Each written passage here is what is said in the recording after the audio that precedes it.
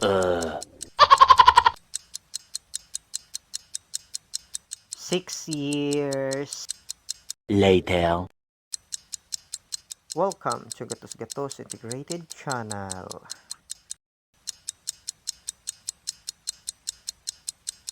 If you're new to my channel, kindly like, subscribe, and click the notification bell to be updated for more videos.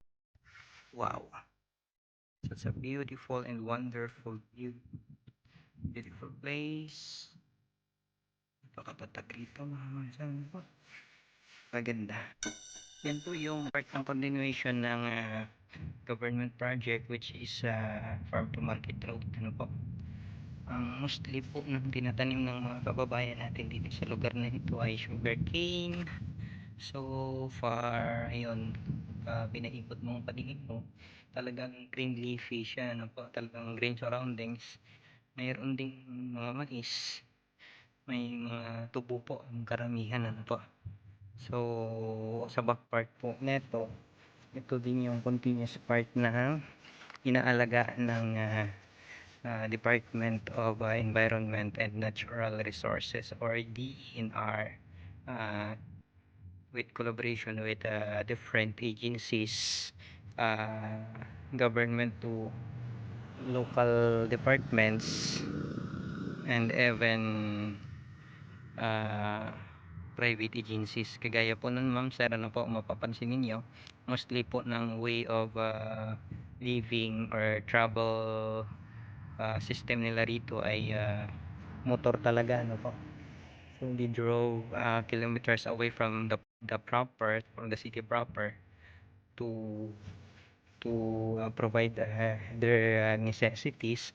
Nagba-buy and sell sila ng product, so nagba-barter or bargain system, different methods in order to gain money na po. So far ito po ang kabilang side. Ito po yung forestry na alaga po ng DNR. So far ang karamihan ng mga kahoy rito ay mga good quality products din naman talaga siya. Inaalagaan talaga nila, ano po.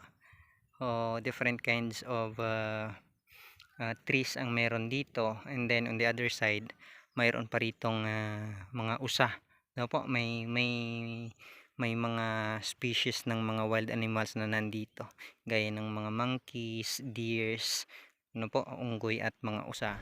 At karamihan ng makikita mo sa lamang gubat din naman mayroon pa po rito. Marami pa po so far kung iikot mo ang paningin mo. So far developed na po ito kasi nararating na po ng continuous product ng continuous project ng government, which is farm to market road, and then mayroon din talagang electrical supplies na ano po hanggang doon. Pero kung mapapansin niyo mga ma'am sir, ano po, pinaikot ko yung camera, talagang kahit mag 360 degrees tayo, so far ay talagang kakaunti pa lang ang mga bahay rito, no po. So ayan, talagang malawak pa po ang lupain sa area na ito. So considered siya na part pa rin po ng forestry on the other side, which is under control or under the jurisdiction of Department of Environment and Natural Resources, at lahat ng sangay ng gobyerno, departamento ng mga tumutulong at nagmamalasakit, kagaya ng mga foundations or different agencies na talagang nagmamahal sa mga kalikasan, ano po. So kagaya natin, nature lover din tayo. So far isa ito sa pinopromote natin in order to promote Philippines, subject for encourage the investors to come and visit Philippines, dahil napakaraming magagandang view na nasa paligid pa, ano po, na hindi na didiscover sapagkat hindi pa po nararating karamihan ng kumbaga under process pa sila po kung growth and development po ang pag-uusapan. At social media ay manaka-naka tumutulong upang ma-promote po ang bawat departamento, maging ang lugar na ito, ano po. So hey guys, what's up? Yan guys, tingnan niyo, napakaganda ng view. This is a beautiful place which is matatagpuan po sa Western Visayas. So nandito kami ngayon at may inikutan lang kami. This is one of the forestry na inaalagaan po ng Department of Natural Resources, Department of Environment and Natural Resources, or DENR. So tingnan ninyo mga ma'am sir, po, napakaganda niya, puno ng kakahuyan at talagang green leafy sila, po, lalo tag-ulan ngayon. So far they're having struggles nitong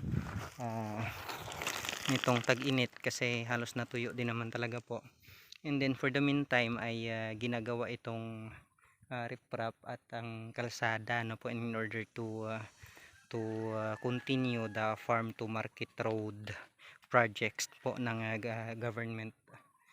So ito po ang isa sa naging progress po nito. So far malayo po itong lugar na ito. Yun, napakaganda po ng area.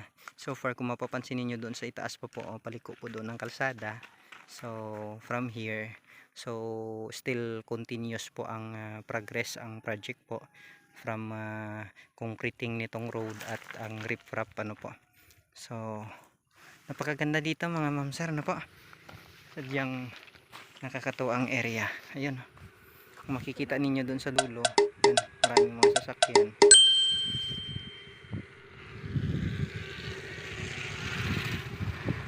May dumaan ng motor, po. Ang magkabilang area ng bundok na ito, kung titingnan niyo mga ma'am sir, ay medyo matarik po ng bahagya. Puro po ito, both sides paikot, alaga po ng DENR. So salamat po sa pagmamalasakit nila sa kalikasan, maging sa lahat ng legal agencies, mga departments po na kung saan ay mga tumutulong both sides. So far wala silang problema in terms of electrical supply rito, kasi kung titingnan ninyo mayroon pong poste, mayroon din pong electrical wires, which is may power sila rito, po, may power supply. So ang mga tao rito ay namumuhay din ng parehas sa mga taong nasa baba or nasa community na kung saan ay nandun ang karamihan ng mga investments. So far yun lang ang wala rito for the meantime, pero at least kumbaga binibigay naman ng lahat para maibigay ng government at iba't ibang mga local agencies from national to local, para ma-provide ang primary necessities ng ating mga kababayan, po. So hope you enjoy watching mga ma'am sir, po. So ayan, kung maririnig niyo mayroon ding yun, tumutunog yung mga ligaw na na or wild animals, or ano ba ang tawag dyan sa mga yan. Overlooking talaga siya mga ma'am sir, po. So kaysa sarap pagmasdan, sarap pa siya na pasyalan, sariwang hangin, napakaganda talaga rito. Kung makikita mo ang halos abot tanaw ng lahat ng abot ng tanaw o paningin mo ay so far green na green, po. May ilang small reflectorize kung titingnan mo sa malayo, yun ay mga roofing ng mga houses po ng mga kababayan natin sa area na ito. So far naka lang naman yan. Ngayon kung mapapansin din ninyo, ayan, marami, halos green na green yung karamihan. Ang karamihan dyan ay sugarcane plantation din, po, at iba't ibang mga halaman na pinagkakitaan din ng ating mga kababayan, gaya halimbawa ng mais, palay, mga upland, at kung ano pa man, po. So yan, hope you enjoy watching. Thank you and God bless. Take care.